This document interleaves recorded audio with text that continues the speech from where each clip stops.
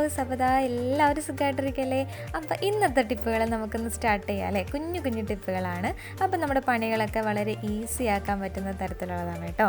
അപ്പോൾ നമുക്ക് വേഗം നമ്മുടെ വീഡിയോയിലോട്ട് അങ്ങ് പോവാം. അപ്പോൾ നമുക്ക് ഐശ്വര്യമായിട്ട് ഒരു തിരിയൊക്കെ കത്തിച്ചിട്ട് തന്നെ ഇന്നത്തെ ഫസ്റ്റ് ടിപ്പ് അങ്ങ് തുടങ്ങാം. അപ്പോൾ ഒരു മെഴുകുതിരി ഞാൻ കത്തിച്ച് വെച്ചിട്ടുണ്ട്. അതോടൊപ്പം തന്നെ ഒരു ഡബ്ബയും എടുക്കുന്നുണ്ട് കേട്ടോ. ഒരു പ്ലാസ്റ്റിക്കിൻ്റെ ഡബ്ബ എടുക്കുന്നുണ്ട്.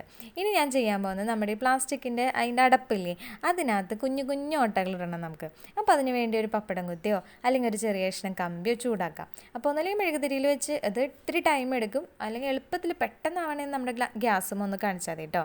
എന്നിട്ട് കാണിച്ചിട്ട് ഇതാ സ്പീഡിൽ നമുക്കിങ്ങനെ കുഞ്ഞു കുഞ്ഞു കുഞ്ഞുന്നുള്ള ഓട്ടകൾ ഇട്ട് കൊടുക്കാം. അപ്പോൾ ഓട്ടകളൊക്കെ ഇടട്ടെ. അപ്പോൾ ഇത് എന്തിനാണെന്ന് ചിന്തിക്കണ്ടാവും അല്ലേ?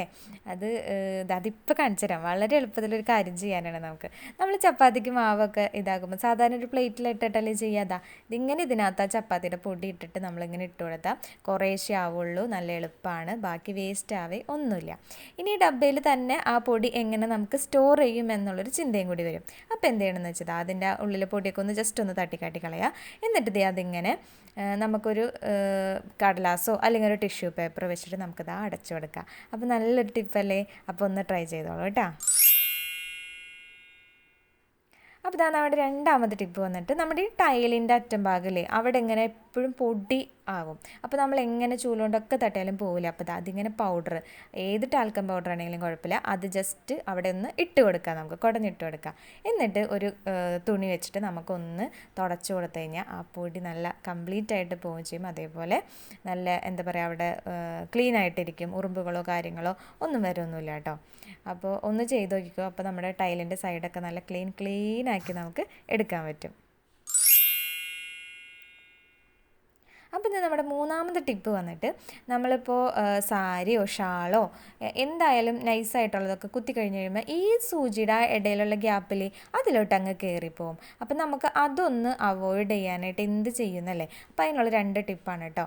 ഒന്നെന്ന് പറഞ്ഞു കഴിഞ്ഞാൽ നമുക്ക് നെയിൽ പോളിഷ്, നമ്മുടെ കയ്യിൽ ഏത് നെയിൽ പോളിഷാണുള്ളത് അതിട്ട് കൊടുക്കാം. ആ ഒരു ഗ്യാപ്പ് അപ്പോൾ അടഞ്ഞു പൊക്കോളൂ കേട്ടോ. എന്നിട്ട് കുത്തുമ്പോൾ നമ്മുടെ തുണി അതിൻ്റെ ഇടയിൽ കയറിപ്പോവില്ല. അപ്പോൾ ഞാനിപ്പോൾ പെട്ടെന്ന് കാണണ്ടല്ലോ എന്ന് വെച്ചിട്ട് ആ ഒരു കളർ എടുത്തുന്നുള്ളൂ. ഏത് കളറായാലും കുഴപ്പമില്ല, കാരണം നമ്മുടെ ആ ഒരു തുണിയുടെ അടിയിലല്ലേ പോകും, അപ്പോൾ പ്രശ്നമില്ല. ഇനി വേറൊരു ടിപ്പ് എന്ന് പറഞ്ഞാൽ, ഒരു കുഞ്ഞു കഷ്ണം കടലാസ് എടുത്തിട്ട് അത് ഈ ഇതിനകത്തോട്ട് കയറ്റിയിട്ട് അങ്ങോട്ട് അറ്റത്തോട്ട് വയ്ക്കുക. അപ്പോഴും പോവില്ല കേട്ടോ. അപ്പോൾ ഈ 2 രീതിയിലും ഒന്ന് ട്രൈ ചെയ്ത് നോക്കിക്കോ. എളുപ്പമാണ് കേട്ടോ. കാരണം അല്ലെങ്കിൽ പിന്നെ നമ്മൾ എവിടെയെങ്കിലുമൊക്കെ പോയി ഇത് കുത്തിക്കഴിഞ്ഞ് പിന്നെ ഊരെടുക്കണമെങ്കിൽ സാരിയുടെ അവിടെ ഓട്ട വരും, ഇതും ഇതാവും. അപ്പോൾ ഇതൊന്ന് ട്രൈ ചെയ്ത് നോക്കാം കേട്ടോ. ഇനി നമ്മുടെ കയ്യിൽ ഇങ്ങനെ അധികം ഇങ്ങനത്തെ നല്ല സ്പോഞ്ച് പോലെ ഇരിക്കുന്ന സ്ക്രബ്ബറില്ലേ, അതെടുക്കാം കേട്ടോ. അതെടുത്തിട്ട് അതിലേക്ക് അത് ചെറുതായിട്ടൊന്ന് നനച്ചിട്ടൊന്ന് പിഴിയണം. വല്ലാതെ വെള്ളമൊന്നും പാടില്ല, ജസ്റ്റ് ഒന്ന് നനഞ്ഞാൽ മതി. ഇനി അതിലേക്ക് 1 ടേബിൾ സ്പൂൺ ഞാൻ നമ്മുടെ ബേക്കിംഗ് സോഡയില്ലേ അതിട്ട് കൊടുക്കണം. ഇത് വെച്ചിട്ട് നമുക്ക് ചെറിയൊരു പണിയുണ്ട്. പ്രത്യേകിച്ച് നമ്മുടെ വീട്ടിൽ നല്ല കുട്ടിക്കുറുമ്പന്മാരോ കുറുമ്പത്തികളോ ഉണ്ടെങ്കിൽ എന്താണ്, ഈ ചുമരുമൊക്കെ അവരുടേതായ കലാപരിപാടികൾ ഉണ്ടാവും അല്ലേ? അപ്പോൾ അത് കളയാനായിട്ട് ഇതിങ്ങനെ തേച്ചിട്ട് ഇതൊന്ന് റബ്ബ് ചെയ്ത് അങ്ങോട്ട് കൊടുക്കുക. വളരെ അമർത്തിയൊന്നും ചെയ്യേണ്ട കാര്യമൊന്നുമില്ല, അപ്പോൾ അതൊക്കെ ആക്കിയാൽ മതി. അതാണ് ഞാൻ പറഞ്ഞത്, നല്ല സ്പോഞ്ച് പോലുള്ളത്. അത് വേറെ പാടുകളൊന്നും വീഴാണ്ടിരിക്കാനാണ് കേട്ടോ, പെയിൻറ്റൊന്നും പോകാണ്ടിരിക്കാനായിട്ട്. അപ്പോൾ അതേ ഒന്ന് ഇതാക്കി കൊടുത്തു കഴിഞ്ഞ് കഴിഞ്ഞാൽ ആ ലെറ്ററൊക്കെ അങ്ങ് മാഞ്ഞു പോയിക്കളും. അതേമാതിരി തന്നെ അഴുക്കുകൾ, അതിൻ്റെ താഴെ എന്തെങ്കിലും അഴുക്കുകളൊക്കെ ഉണ്ടെങ്കിലും അതും ഇങ്ങനെ ഒന്ന് ഇതാക്കി കൊടുത്താൽ അതും പോവും. എന്നിട്ട് നമ്മളൊരു കോട്ടൺ ഉണങ്ങിയ തുണി വെച്ചിട്ട് ഒന്ന് തുടച്ചു കൊടുത്താൽ മതി. നല്ല ക്ലീൻ ആയിട്ടിരിക്കും കേട്ടോ. ഇനി നമ്മുടെ ഈ പേനയുടെ മാത്രമല്ല, നമ്മുടെ ക്രയോൺസും, ഇതും അവരുടെ ഒരു മെയിനായിട്ടുള്ള സാധനമാണല്ലോ, അതും കളയാനായിട്ട് നമുക്ക് ഇതൊന്ന് വെച്ചിട്ട് ഒന്ന് ഇതാക്കി കൊടുത്താൽ മതി. അപ്പോൾ ഇതിൽ കാണുമ്പോൾ തന്നെ അറിയണ്ടല്ലോ ആ സാധനം പോകുന്നത്. എന്നിട്ട് അതേമാതിരി തന്നെ നമുക്ക് ഒരു കോട്ടൻ്റെ ഒരു തുണി വെച്ചിട്ട് ഒന്ന് തുടച്ചു കൊടുക്കാം. അപ്പോൾ എന്താ പറയുക, അതൊക്കെ നല്ലോണം അങ്ങ് പോയിക്കോളും. അപ്പം പിന്നെ അവർ ചെറിയ രീതിയിലൊന്നും വരച്ചാലൊന്നും കുഴപ്പമൊന്നുമില്ല കേട്ടോ, വഴക്കൊന്നും പറയണ്ട.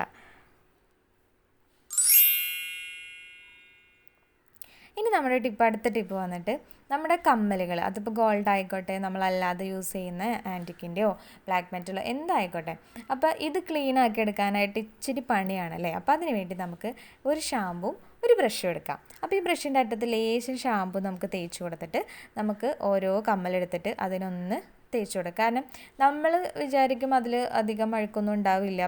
പ്രത്യേകിച്ച് ഈ ഈ ബ്ലാക്ക് മെറ്റലൊക്കെ ആണെങ്കിൽ നമ്മൾ വിചാരിക്കും കുഴപ്പമൊന്നുമില്ല. പക്ഷേ അതിൽ ഈ പൊടികളും കാര്യങ്ങളൊക്കെ പിടിച്ചിരിപ്പുണ്ടാവും. ചിലപ്പോൾ നമ്മുടെ കാതിലേക്ക് അത് ഇട്ട് കൊടുക്കുമ്പോൾ അവിടെ ഇൻഫെക്ഷൻ, ഭയങ്കര ചൊറിച്ചിലൊക്കെ വരും. അപ്പം നമ്മൾ ഇടയ്ക്ക് ഇതേമാതിരി എടുത്ത് നല്ലതുപോലെ ഇങ്ങനെ കഴുകിയെടുത്തിട്ട് എന്താ പറയുക, ഉണക്കി സ്റ്റോർ ചെയ്ത് വെക്കുന്നത് വളരെ നല്ലതാണ് കേട്ടോ. അത് കണ്ടോ, ഇപ്പോൾ രണ്ടിൻ്റെ വ്യത്യാസമുണ്ട്. ഞാൻ ഒരെണ്ണമാണ് ക്ലീൻ ചെയ്തത്, മറ്റേത് കണ്ടോ നല്ലതായിട്ട് ചേഞ്ച് മനസ്സിലാവണില്ലേ. അപ്പോൾ ഇങ്ങനെ ചെയ്യുക. അതേമാതിരി തന്നെ നമ്മുടെ മുത്തൊക്കെ ഉള്ളതില്ലേ, അതിനായാലും ഇങ്ങനെ ചെയ്താൽ മതി. കാരണം അതിൻ്റെ ഇടയിലൊക്കെ ഈ പൊടികളും കാര്യങ്ങളും നമുക്കങ്ങനെ ചിലപ്പോൾ ഒരു ഇച്ചിങ്ങോ കാര്യങ്ങളൊക്കെ നമുക്ക് ഇടുമ്പോൾ അനുഭവപ്പെടും. അപ്പോൾ അതൊക്കെ കളയാനായിട്ട് ഇത് നമ്മളെ സ്ഥിരം ഉപയോഗിക്കുന്നവരാണെങ്കിൽ ആഴ്ചയിൽ ഒരാഴ്ചയോ 2 ആഴ്ച കൂടുമ്പോൾ ഒന്നിങ്ങനെ ചെയ്ത് അതെടുത്ത് വെക്കുക. അല്ല വല്ലപ്പോഴൊക്കെ യൂസ് ചെയ്യുന്നവരാണെങ്കിലും ഇങ്ങനെ ചെയ്യുക. ഗോൾഡ് ആയാലും നമ്മൾ ഇങ്ങനെ ചെയ്യുന്നത് വളരെ നല്ലതാണ് കേട്ടോ. അപ്പോൾ തന്നെ കാണുമ്പോൾ തന്നെ അറിയാം രണ്ടും നല്ല ചേഞ്ച് വന്നിട്ടില്ലേ. അപ്പോൾ ഒന്ന് ചെയ്ത് നോക്കിക്കോട്ടോ, എളുപ്പമാണ്. ഇനി നമ്മുടെ ലാസ്റ്റ് ടിപ്പ് വന്നിട്ട് നമ്മുടെ ഈ മിക്സിയുടെ ജാറിൻ്റെ വാഷർ. അത് നമ്മളധികം പേര് അത്രയ്ക്ക് അങ്ങോട്ട് ശ്രദ്ധിക്കാത്തൊരു കാര്യമാണ് അല്ലേ. പക്ഷേ ഏറ്റവും കൂടുതൽ അതിൻ്റെ ഇടയിൽ അഴുക്കുകൾ ഉണ്ടാവാൻ വളരെ കൂടുതലാണ്. പക്ഷെ അത് നമ്മൾ കഴുകാനായിട്ട് നമ്മളെങ്ങനെ സ്ക്രബ്ബറിട്ടൊക്കെ ഉരച്ചാലൊന്നും കാര്യമൊന്നുമില്ല. അത് അതിൻ്റെ ഉള്ളിൽ അങ്ങനെ തന്നെ ഇരിക്കാം. അപ്പോൾ കുറച്ച് പണി എടുക്കേണ്ടി വരും നമ്മളല്ലേ. അപ്പോൾ എളുപ്പത്തിലെങ്ങനെ, നമ്മളെല്ലാം എളുപ്പപ്പണികളാണല്ലോ. അപ്പോൾ എങ്ങനെ ചെയ്യാൻ നോക്കാം. അപ്പോൾ അതിന് ഒരു പാത്രത്തിലേക്ക് നമുക്ക് കുറച്ച് വെള്ളം എടുക്കാം കേട്ടോ. എന്നിട്ട് കുറച്ച് നമ്മുടെ വിമ്മില്ലേ അതൊഴിച്ച് കൊടുക്കാം കേട്ടോ. പിന്നെ അതിലേക്ക് 1 ടേബിൾ സ്പൂൺ ബേക്കിംഗ് സോഡ ചേർക്കാം. എന്നിട്ട് നല്ലതുപോലെ നമുക്കിതിനെ അടുപ്പത്തോട്ട് വെച്ച് തിളപ്പിച്ചങ്ങ് എടുക്കാം. അപ്പോൾ ഇതേ നല്ല തിളച്ച് നല്ല അടിപൊളിയായിട്ട് വരുന്നുണ്ട്. എന്നിട്ട് നമുക്കത് അതിലേക്ക് വാഷർ ഇട്ട് കൊടുക്കാം. അതേപോലെ തന്നെ ചെറിയ ചെറിയ പാത്രങ്ങൾ, അതായത് നമ്മുടെ ഈ പിഞ്ഞാണങ്ങളൊക്കെ പറയില്ല, അത് ഞങ്ങൾ തൃശ്ശൂരാർ അങ്ങനെ പറയും, നിങ്ങൾ എങ്ങനെ പറയാൻ എനിക്കറിയില്ല കേട്ടോ. ഈ കുട്ടി കുട്ടി പാത്രങ്ങളില്ലേ, അതിൻ്റെ ആ സൈഡിൽ ആ എൻഡിങ്ങിലും അവിടെ നല്ലപോലെ അഴുക്ക് പിടിക്കുന്ന ഒരു സ്ഥലമാണ്. അപ്പോൾ ഇതെല്ലാം കൂടി ഇട്ടിട്ട് ഒരു 15 മിനിറ്റ് നമുക്ക് തിളപ്പിച്ചങ്ങ് എടുക്കാം കേട്ടോ.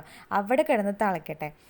അപ്പോൾ ഇതേ തിളപ്പിച്ച് ഞാൻ എടുത്തിട്ടുണ്ട്. അപ്പോൾ ചെറുതായിട്ട് ചൂടൊക്കെ ആറിയിട്ടുണ്ട്. അപ്പോൾ തന്നെ ആ വെള്ളത്തിൽ തന്നെ കളർ ചേഞ്ച് വന്നേക്കുന്നുണ്ട്. അതിൻ്റെ അഴുക്കും കാര്യങ്ങളൊക്കെ ഇളകിയിട്ടുണ്ട് കേട്ടോ.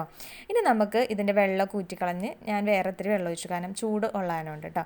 ഇനി അതിങ്ങനെ ഒരു ബ്രഷ് എടുത്തിട്ട് അതിൻ്റെ ഇടയിലൊക്കെ നല്ലതുപോലെ നമുക്കിങ്ങനെ അധികം ബലമൊന്നും പിടിക്കേണ്ട കാര്യമില്ല, ജസ്റ്റ് ഒന്ന് അതായത് നമ്മൾ പല്ല് തേക്കുമ്പോൾ ആ ഒരു ബലമില്ല, അത് മതിട്ടാവും. അല്ലാണ്ട് ബലമൊന്നും കൊടുക്കണ്ട, എളുപ്പമാണല്ലോ.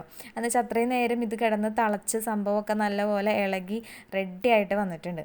അപ്പോൾ ദേ നമുക്കിങ്ങനെ ഓരോന്ന് എടുത്ത് ഇതാക്കാം. പക്ഷെ ഇതൊന്നും നമ്മൾ പെട്ടെന്ന് ശ്രദ്ധിക്കാത്ത ആ അഴുക്കുകളാണ്. അപ്പം ഇത് നമുക്ക് ഒരു 2 ആഴ്ച കൂടുമ്പോൾ ഇങ്ങനെ ചെയ്ത് വെച്ചാൽ നല്ല കിണ്ണങ്കാച്ചിയായിട്ട് നമ്മുടെ പാത്രങ്ങളിരിക്കും. അതേപോലെ തന്നെ ഇപ്പോൾ വാഷർ ജസ്റ്റ് വാഷ് ചെയ്തെടുത്താലും മതി. എന്നാലും ഞാൻ ഇത് വെച്ചിട്ടൊന്ന് റബ്ബ് ചെയ്ത് കൊടുക്കുന്നുണ്ട് കേട്ടോ. അപ്പോൾ അതും നല്ല ക്ലീനായിട്ട് നമുക്ക് കിട്ടും. അപ്പോൾ ഇന്നത്തെ എല്ലാ ടിപ്പുകളും എല്ലാവർക്കും ഇഷ്ടപ്പെട്ടു എന്ന് വിചാരിക്കുന്നു. അപ്പോൾ അടുത്ത വീഡിയോയിൽ നമുക്ക് വീണ്ടും കാണാം. ബായ്.